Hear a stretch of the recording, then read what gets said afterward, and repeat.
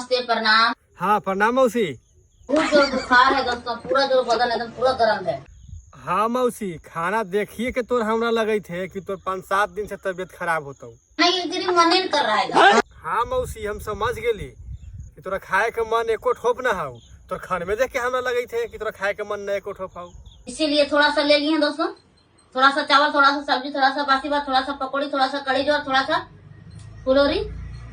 खाना तोरा बढ़ावे पर तू मौसी, इतनी से तू खाना खेबी तो तबीयत जल्दी ठीक ना होता।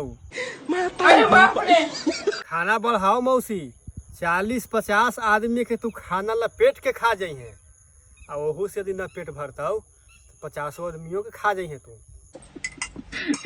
अरे साला तो अलगे। इतना तू खाना खेबी ना मौसी तो पूरा भारत के चावल तू अकेले खा जेबी।